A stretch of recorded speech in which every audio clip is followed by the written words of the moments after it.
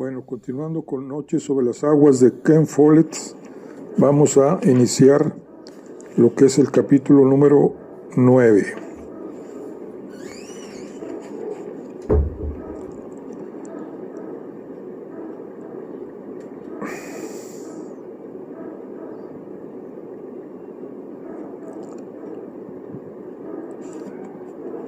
Capítulo 9. Lo último que Harry Marx vio de Europa fue un faro blanco que se erguía orgulloso sobre la ribera norte del delta del río Shannon. Unos cuantos minutos después, la tierra se terminó. Donde quiera que mirara, solo se veía un océano interminable. Cuando llegue a Estados Unidos, voy a ser muy rico, pensó. El estar tan cerca del famoso juego Delhi le resultaba seductor, casi sensual. En alguna parte del avión se hallaba una fortuna en joyas, y sus dedos ardían en deseos de tocarlas. Aquel $1,000,000 en gemas podría venderlo en unos $100,000 a los traficantes de objetos robados. Quizá me compre una casa en el campo o tal vez invierte el dinero y viva de los intereses, reflexionaba. Pero primero tenía que echarle el guante a la mercancía. Lady Oxenford no iba puesta las joyas, por lo que debían estar en uno de dos sitios, o bien en el equipaje de la cabina, exactamente en ese mismo compartimiento, o bien en el equipaje registrado de la sección de carga. Primero buscaría en la maleta que estaba ahí. Podía verla debajo del asiento. Era una costosa valija de piel, color vino, con esquinas de latón.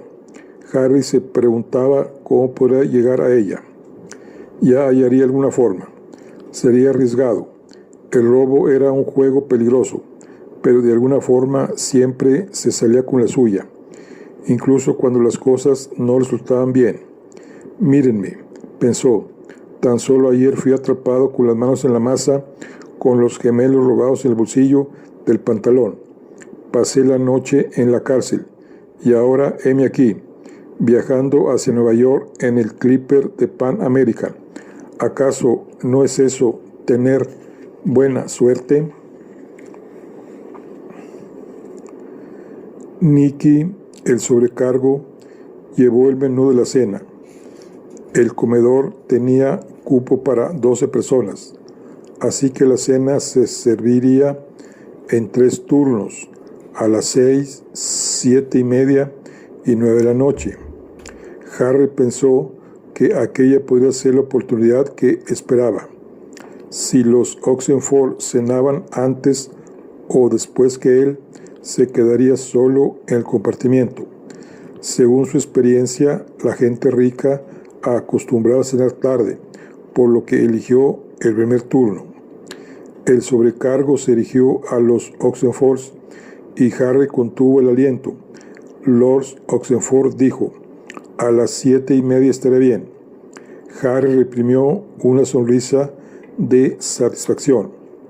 Luego el sobrecargo se volvió al pasajero que estaba frente a Harry, el tipo del saco color vino con aspecto de policía, cuyo nombre era Clive Membury. Di que a las 7:30 y déjame solo en el compartimiento, pensó, pero para su desgracia eligió las 9 de la noche. Harry pidió una copa de champaña y Lord Oxenford un whisky. El joven Percy se dirigió a la parte delantera para conversar con la tripulación, que no estaba de turno, y Margaret fue a sentarse junto a Harry.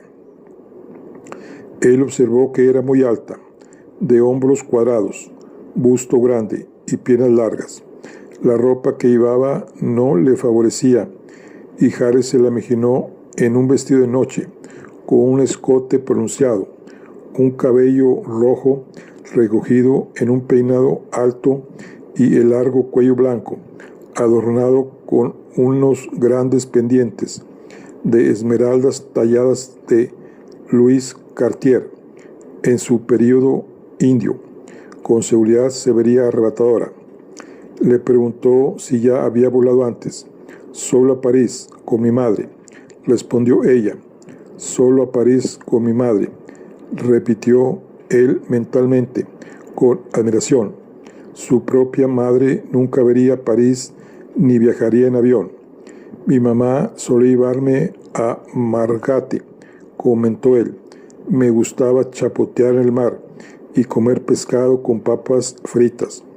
El momento mismo en que decía aquello, recordó que debía mentir respecto a su infancia y sintió pánico, pero Margaret conocía su secreto y nadie más podría haberlo escuchado a causa del ruido de los motores del Clipper.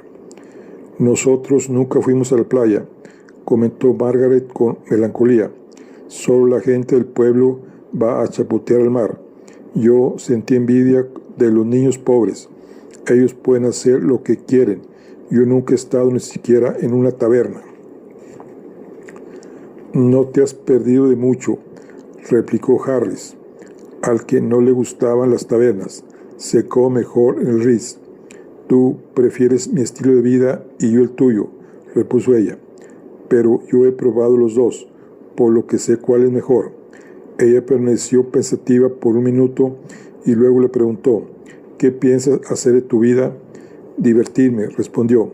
Todos queremos divertirnos, pero ¿qué es lo que harás? Lo mismo que ahora. En un impulso, Harry decidió hablarle de algo que nunca había revelado. ¿Has leído El ladrón aficionado de Hornung? Ella negó con la cabeza. Se trata de un ladrón que es todo un caballero, llamado Raffles, que fuma cigarrillos turcos, usa ropa hermosa y es invitado a la casa de las personas importantes, a las que él roba sus joyas. Quiero ser como él, eso es lo que quiero. Oh, vamos, no seas tonto, replicó ella con brusquedad. Harry se sintió un poco herido. Ese era su sueño, y ahora que le había confiado su secreto, sentía la necesidad de convencerla de que decía la verdad.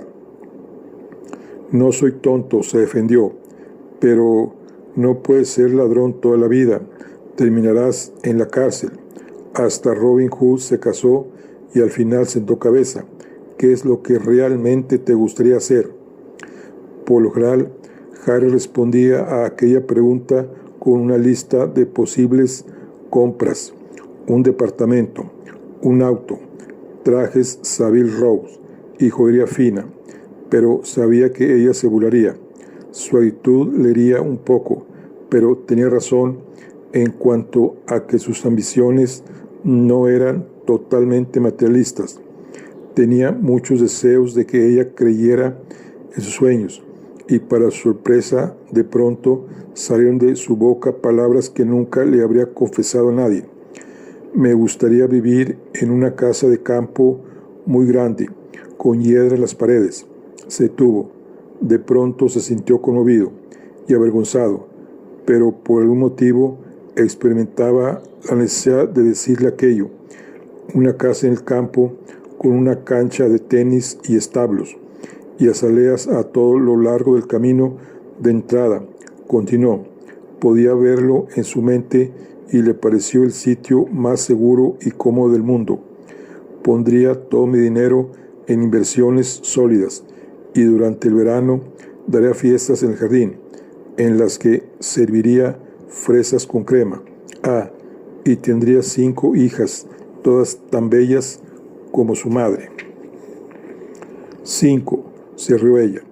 Entonces será mejor que te cases con una mujer fuerte. Es un sueño maravilloso, agregó. Espero que se haga realidad. Harry se sintió muy cercano a ella, como si pudiera pedirle cualquier cosa. ¿Y tú? ¿Tienes algún sueño? Quiero ir a la guerra. Me uniré al servicio territorial auxiliar.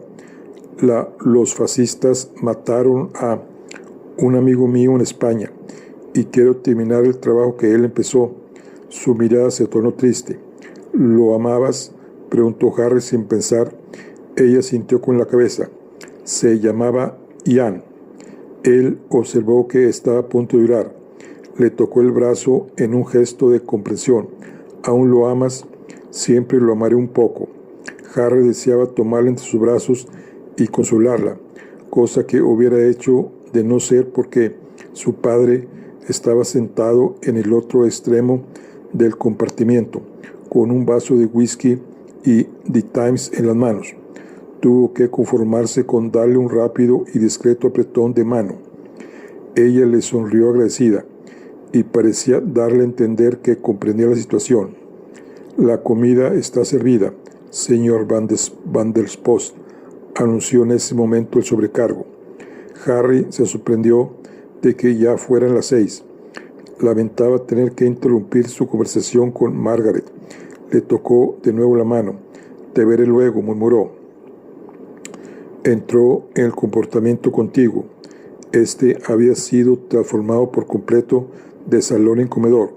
Había 3 mesas, cada una para 4 personas, y 2 más pequeñas de servicio. Todo estaba dispuesto, como en un restaurante de lujo, con manteles y servilletas de lino, y una vajilla de porcelana translúcida y blanca, con el símbolo azul de Pan América. El servicio era rápido y la comida muy buena. Primero sirvieron cóctel de camarones. El plato principal fue filete miñón, con espárragos a la holandesa y puré de papas, y después sirvieron una ensalada. De postre, duraznos, melva y petit yours. Cuando Harry regresó al compartimiento, Lord Oxenford le preguntó abruptamente: ¿está buena la comida?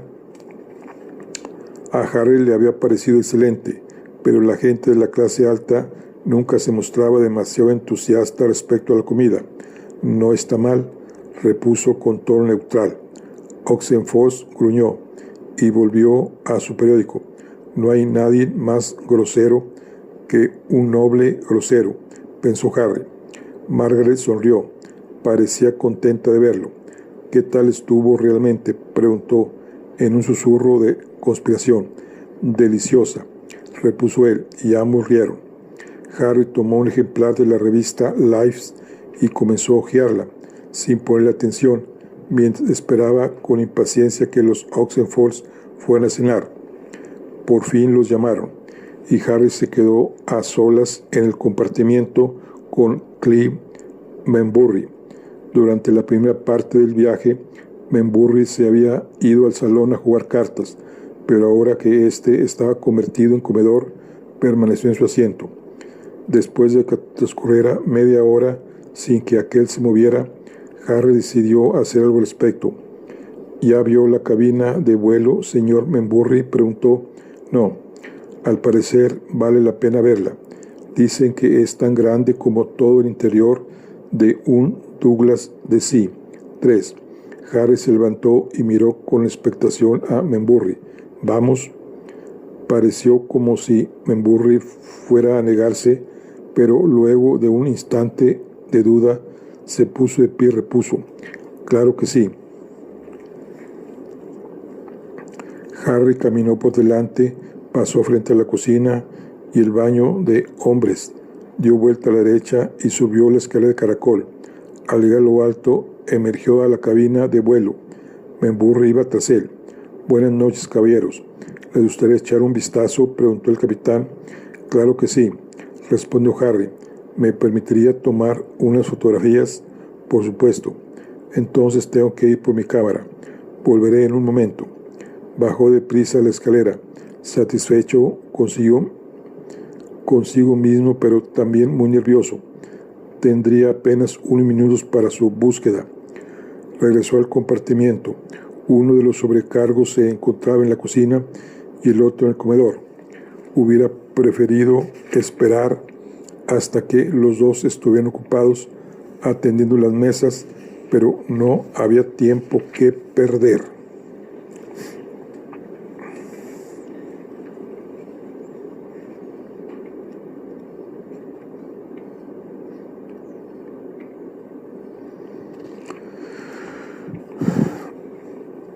Sacó la maleta de Lady Oxenford de debajo del asiento y la abrió. No estaba cerrada con llave, y eso era un mal síntoma. Era poco probable que ella hubiera dejado sus invaluables joyas en una maleta sin llave. No obstante, la revisó con rapidez, mientras vigilaba de reojo por si alguien se aproximaba. Había frascos de perfume y maquillaje, una bata y un camisón para dormir, un par de pantuflas, pero ninguna joya. Harry maldijo en silencio. Cerró la maleta y la volvió a colocar debajo del asiento. Pensó que quizá Lady Oxenford había pedido a su esposo que llevara él las joyas. Los sobrecargos aún estaban ocupados. Decidió tentar su suerte. Sacó la maleta de Lord Oxenford. Era como una bolsa de viaje, pero de piel, y cerraba con una cremallera en la parte superior. Harry la abrió. Mientras revisaba el contenido, Davy, el sobrecargo de baja estatura, entró en el compartimiento con una bandeja con bebidas. Harry alzó la mirada hacia él y sonrió. David vio la valija y prosiguió hacia el comedor. Naturalmente había pensado que se trataba de la maleta de Harry. Este volvió a respirar. Era un genio en cuanto a evitar sospechas. La maleta de Oxenford contenía el equivalente masculino de lo que su esposa llevaba. Harry, desilusionado, cerró la valija y la puso en su sitio. Aún no estaba cerca de conseguir el juego Deli. No podía creer que Lady Oxenford lo hubiera dejado, pero dado que ni lo había puesto ni estaba en el neceser, debe de encontrarse en el equipaje registrado, sería difícil llegar a él. Harry salió del compartimiento, pasó frente a la cocina y subió la escalera de caracol. ¿Cómo haría para meterse en el área de equipaje? Ni siquiera sabía dónde estaba. El capitán Baker explicaba a Clyde Membury cómo hacían para navegar sobre aquel océano en el que no había ninguna seña distintiva. La mayor parte del tiempo estamos fuera del radio de alcance de las balizas, por lo que las estrellas son nuestra mejor guía. ¿Cuándo podemos verlas?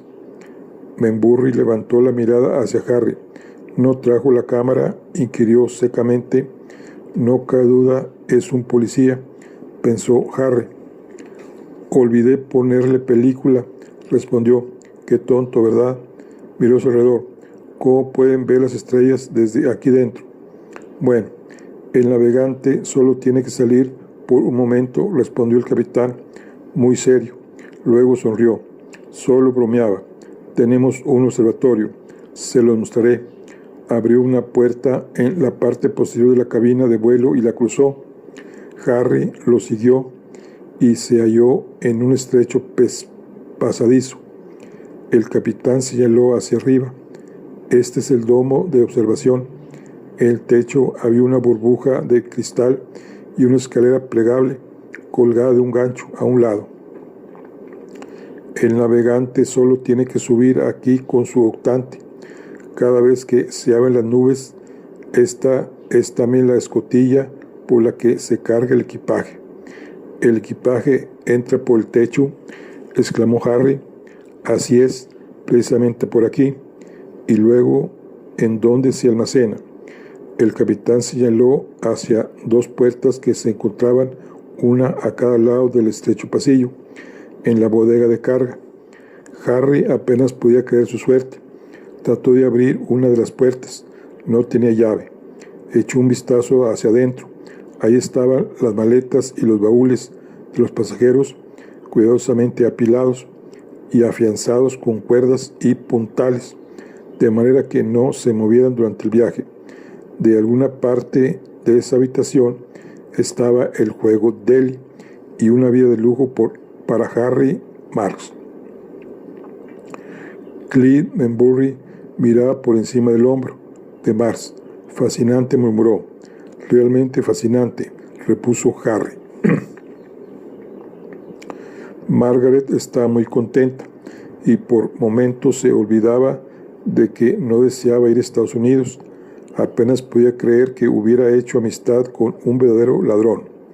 Conocer a Harry era lo más interesante que le había ocurrido en muchos años. Él representaba todo lo que ella siempre había anhelado. Podía hacer todo lo que deseaba. Si tenía ganas de bailar toda la noche y dormir todo el día, eso era exactamente lo que hacía. Esa mañana había decidido partir hacia Estados Unidos y por la tarde ya iba en camino. Era un espíritu completamente libre. Ansiaba conocerlo mejor y se sentía molesta por no haber podido cenar con él.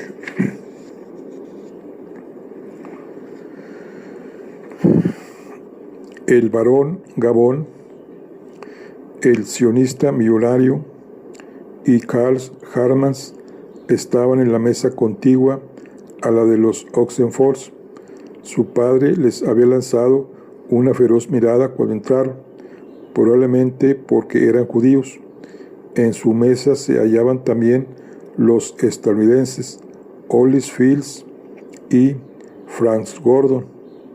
En la tercera mesa estaba Lulu Bell, la princesa Lavinia y dos personas más que abordaron el avión en Foynés, el señor Lovesey y la señora Lenhans.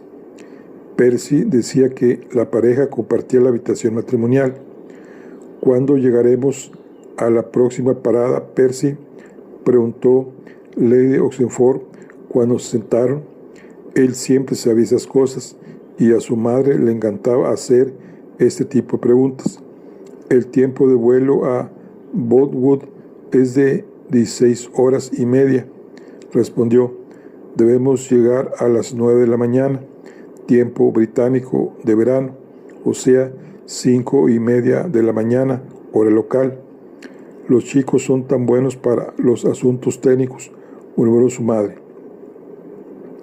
Margaret se irritaba cuando su madre fingía ser una tonta, pues según ella era poco femenino entender de cuestiones técnicas. A los hombres no les gusta que las chicas sean muy listas, querida, le había dicho más de una vez. Margaret ya no discutía con ella, pero no estaba de acuerdo.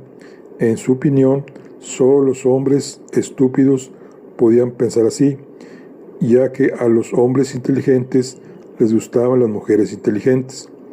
Se dio cuenta de que las personas de la mesa contigua elevaban cada vez más la voz. El barón Gabón y Carl Hartmann discutían. Escuchó la palabra Palestina. Debían de estar hablando de sionismo. Miró de reojo, con nerviosismo, a su padre. También él los había escuchado y parecía malhumorado. Los sobrecargos llevaban plato principal. Su madre rechazó el filete miñón. Nunca como alimentos cocinados, explicó a Aniki. Solo tráigame un poco de apio y caviar. Margaret escuchó decir al barón Gabón en la otra mesa: debemos de tener nuestra propia tierra, no hay otra solución, pero admites que tendría que ser un estado militarizado, replicó Carl Hartmann, para defendernos de los vecinos hostiles, dijo Gabón. ¿Y estás de acuerdo también en que tendría que discriminarse a los árabes en favor de los judíos? Pero militarismo más racismo da por resultado fascismo. Se supone que es lo que tú combates. Margaret deseó que Gabón y Hartmann hablaran un poco más bajo para que su padre no escuchara. Desafortunadamente no fue así. Discutían un tema que les apasionaba. Hartmann volvió a levantar la voz y exclamó: no quiero vivir en un estado racista. Sin que nadie pudiera evitarlo, su padre se volvió y gritó: será mejor que bajen la voz, perros judíos. Hartmann y Gabón se le quedaron mirando, estupefactos. Margaret sintió que el rostro se le ponía rojo de vergüenza. Las palabras de su padre habían sonado y en la habitación se hizo un completo silencio. Margaret se volvió hacia él. «Acabas de insultar a dos de los hombres más distinguidos de Europa», exclamó furiosa. «Querrás decir a dos de los judíos más distinguidos de Europa», corrigió su padre. «Tengo que ir al baño», dijo Percy, al tiempo que se levantaba de la mesa. «Me siento mal». Por un momento su padre bajó la voz. «Esta es la gente que nos ha obligado a abandonar nuestro hogar», sisió. Luego volvió a gritar: «Si quieren viajar con nosotros, deben aprender buenos modales». «Ya es suficiente», exclamó otra voz. Margaret miró hacia el otro extremo de la habitación. El que hablaba era Mervyn Lovelace, quien se ponía de pie en ese momento. Margaret observó que Nicky salía apresurado y supuso que iba a pedir ayuda a la cabina de vuelo. Lovelace atravesó el comedor y luego de llegar hasta la mesa de los Oxenford se inclinó sobre ella. Su aspecto era amenazante. «Le agradecería que se guardara sus opiniones», dijo con voz suave pero terminante. «Esto no es asunto suyo», respondió el marqués. «Por supuesto que sí», replicó Lovelace. «Carl Hartnett es el físico más importante del planeta.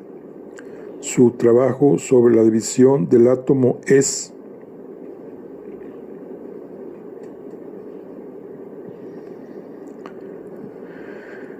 me importa un comino lo que haga. Tal vez a usted no le importe, pero a mí sí. Y sus opiniones me parecen tan repugnantes como el mal aliento. Es gente como usted contra la que ahora luchamos».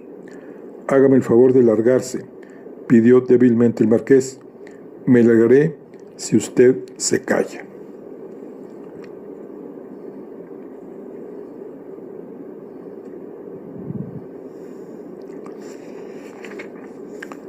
«Voy a llamar al capitán».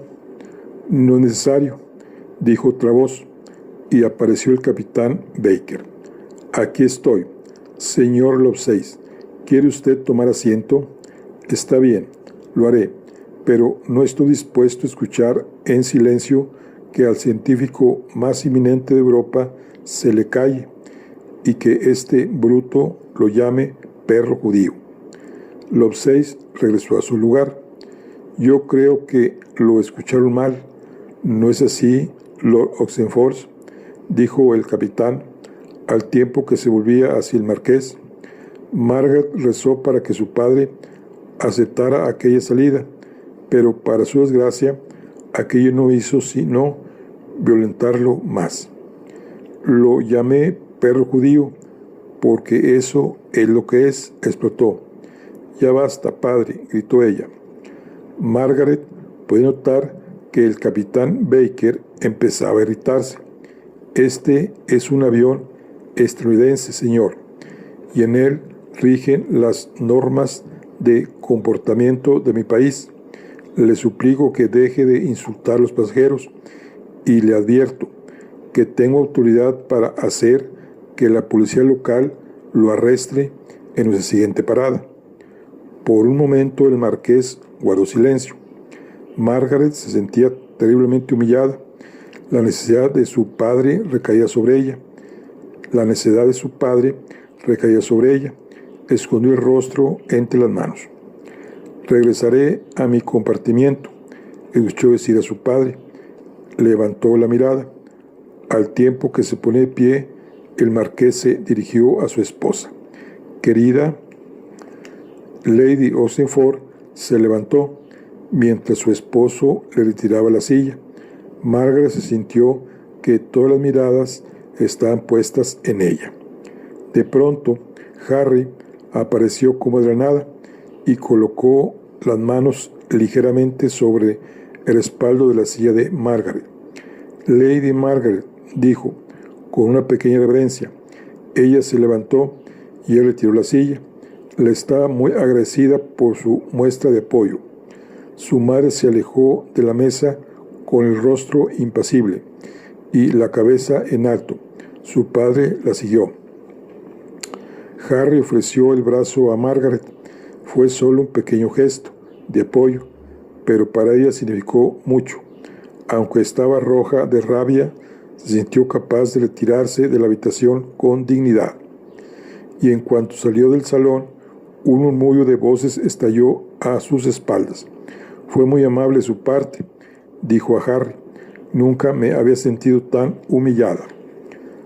Podía escuchar la discusión desde aquí, explicó él en voz baja. Supuse que te estarías sintiendo muy mal. En el momento en que Harry ayudaba a Margaret a tomar asiento, Percy salió del baño, después de haberse perdido la mayor parte de la escena. Sin embargo, al parecer, él tenía sus propios problemas. Adivinen lo que descubrí. Se dirigió a todos los que estaban en el compartimiento. Acabo de ver al señor Benburry en el lavabo, y debajo de la chaqueta lleva una pistolera de hombro con un arma.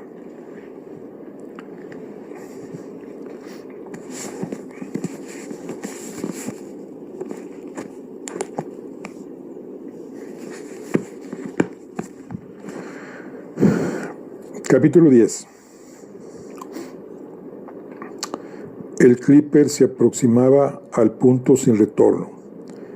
Eran las 10 de la noche, hora británica, y Eddie Dickens estaba preocupado porque sabía que el aparato llevaba poco combustible. Se sentó en su lugar y se puso a estudiar con ansiedad el consumo de gasolina, según la curva de cómo va.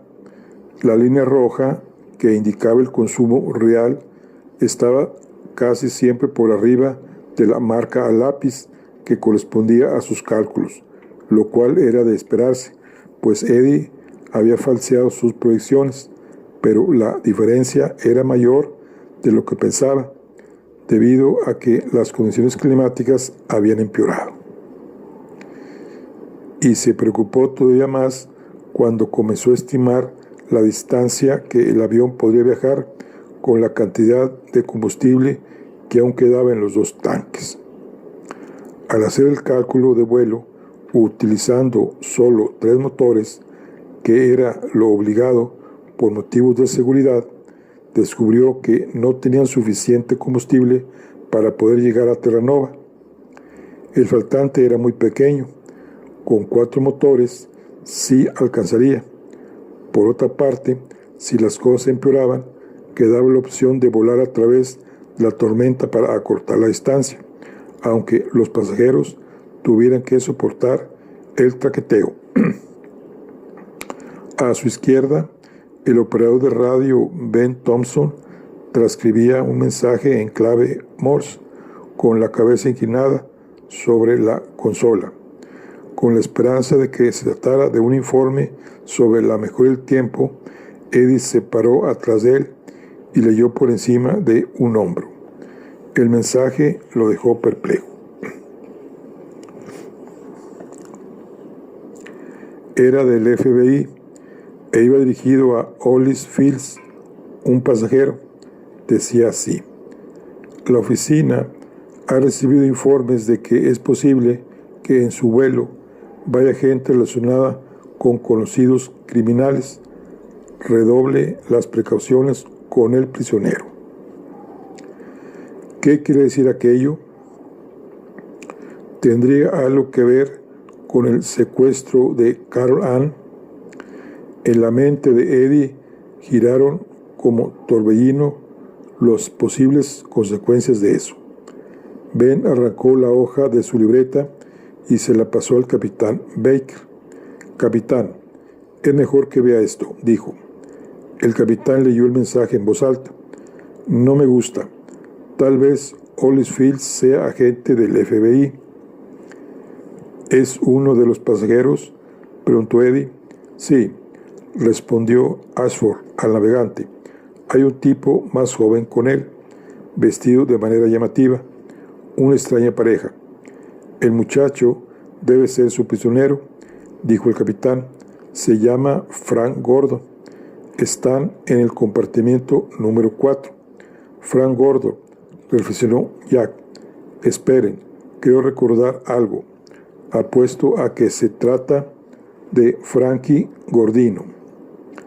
Eddie había leído sobre Gordino en los periódicos.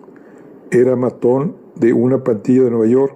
Se le buscaba por el asesinato del propietario de un club nocturno de Boston, quien se había negado a dar un pago por protección. Gordino irrumpió en el club, mató al dueño, violó a la amiga del hombre y luego incendió el lugar. El hombre murió, pero su amiga escapó del fuego e identificó a Gordino entre las fotografías de la policía. Pronto sabremos si se trata de él, dijo Baker. Eddie, hazme el favor de pedirle a ese tal Hollis Fields que venga acá. Claro que sí. Eddie se puso la gorra y bajó la escalera. El asiento orientado hacia la parte posterior del avión, el lado de babor del compartimiento 4, se encontraba un hombre calvo de unos 40 años. Frente a él se hallaba otro más joven, mucho mejor vestido, con el rostro regordete y malhumorado de un niño mimado. Era Gordino. Él se dirigió al mayor. Señor Fields, el capitán quisiera hablar un momento con usted. ¿Podría dedicarle un minuto? Por supuesto. Se soltó el cinturón de seguridad y se paró. Al regresar a la cabina de vuelo, Eddie vio a Tom Luther y sus miradas se cruzaron. En ese instante, Eddie lo entendió todo. La misión de Tom Luther era rescatar a Frankie Gordino. Todo comenzaba a aclararse. Frankie Gordino se había visto obligado a salir de Estados Unidos, pero el FBI lo había rastreado hacia Inglaterra y obtenido su extradición. Entonces decidieron enviarlo de regreso por avión, pero de alguna manera sus cómplices se enteraron, por lo que ahora tratarían de sacar a Gordino del avión antes de que llegara a Estados Unidos. Al tiempo que Eddie conducía a Fields a la cabina de vuelo, empezó a sentirse horrorizado, pues para poder salvar a su esposa tenía que ayudar a escapar a un asesino. Capitán, él es el señor Fields, dijo. El capitán Baker estaba sentado frente a la mesa de conferencias, con el mensaje de radio en la mano. Alzó la mirada hacia Fields, pero no le pidió que se sentara. ¿Es usted agente del FBI?, preguntó. Sí, escolto a un prisionero extraditado a Estados Unidos para que sea sometido a juicio. Se llama Frank Gordon, también conocido como Frankie Gordino. Así es. Quiero que sepa, señor, que me molesta mucho que haya subido a un criminal peligroso al avión sin informarme. Si sabe el verdadero nombre del sujeto, tal vez también sepa que trabaja para Raymond Patriarca. Gordino es un matón que causa terror, tortura y asesina a las personas, todo según las órdenes de Patriarca. Por motivos de seguridad, no podíamos advertirle al respecto, pues sus medidas de seguridad han sido estúpidas. Fields, repuso Baker, la pandilla de Patriarca ya lo sabe todo. Le extendió el mensaje de radio. Al tiempo que lo leía, Fields se puso pálido. Debo saber quién es esa gente relacionada con conocidos criminales, prosiguió el capitán. Si puede identificar a alguien, lo bajaré del avión en la siguiente parada. Yo sé quiénes son, pensó Eddie, Tom Luther y yo. Envíe por radio la lista completa de los pasajeros y la tripulación, pidió Fields, para que cada nombre sea verificado. Un escalofrío recorrió a Eddie. ¿Acaso Tom Luther quedaría al descubierto? Eso podría arruinarlo todo. El capitán tomó la lista de pasajeros y la de la tripulación y las entregó al operador de radio. Envíalas de inmediato, Ben. Algo más, añadió el capitán. Debo pedirle que me entregue su arma. Estoy escoltando a un pasajero peligroso. La necesito, respondió Fields. Eddie vio algo de reojo. La puerta de la parte posterior de la cabina, la que llevaba el domo de observación y a la bodega de carga, estaba entreabierta y algo subía detrás. Toma el arma, Eddie, pidió el capitán. Eddie buscó en el interior de la chaqueta de Fields y sacó el arma. Luego dio un paso adelante y abrió de golpe la puerta. Allí estaba el joven Percy Oxenford. ¿Cómo llegaste aquí?, preguntó el capitán. Hay una escalera junto al baño de señoras, repuso Percy. Se puede llegar desde allá hasta acá. Eddie aún sostenía el arma de Hollis Fields. La puso en el cajón de los mapas del navegante. Regresa a tu asiento, muchacho, ordenó Baker a Percy. Al escucharlo, el muchacho se escabulló escaleras abajo. Parecía un poco asustado. ¿Cuánto tiempo llevaba ahí, Eddie?, preguntó el capitán. No lo sé. Es probable que haya escuchado todo. Pues con eso se acaba la esperanza de que los pasajeros no se enteren. Por un momento, Baker dio muestras de preocupación. Puede regresar a su asiento, señor Fields. Este se volvió y salió sin decir nada. Todo el mundo a sus labores, señores, ordenó el capitán. La tripulación regresó a sus puestos. Eddie verificó automáticamente los instrumentos, aunque su mente estaba hecho un caos. Miró su reloj. Era medianoche. Jack Ashford le indicó la posición actual del avión, según su mejor estimación, pues aún no había logrado ver ni una sola estrella desde el domo de observación. Ben Thompson le dio el último informe meteorológico. La tormenta continuaba con gran fuerza. Eddie hizo una nueva lectura de cifras de los tanques de combustible y comenzó a actualizar sus cálculos. ¿Cómo va, Eddie?, preguntó el capitán. No muy bien, repuso. Observó con mucho cuidado. Debemos estar cerca del punto sin retorno. Eddie sintió que una gota de sudor corría por su mejilla. La situación estaba peor de lo que estuviera a las 10. No tenían combustible suficiente para llegar a la ruta que el capitán había elegido, ni siquiera usando los 4 motores. El margen de seguridad había desaparecido. La única manera en que podrían lograrlo sería volando a través de la tormenta para cortar la distancia. Y aún así, si un motor se dañaba, sería el fin. Anda, Eddie, es el capitán. ¿Qué debemos hacer? ¿Seguimos hacia Botwood o regresamos a Foynes? Eddie apretó los dientes. ¿Estará dispuesto a cambiar el curso y volar a través de la tormenta?, preguntó. La opción es esa o bien regresar. Todos aborrecían la idea de tener que regresar desde la mitad del Atlántico. Al diablo, exclamó Baker. Cruzaremos la tormenta.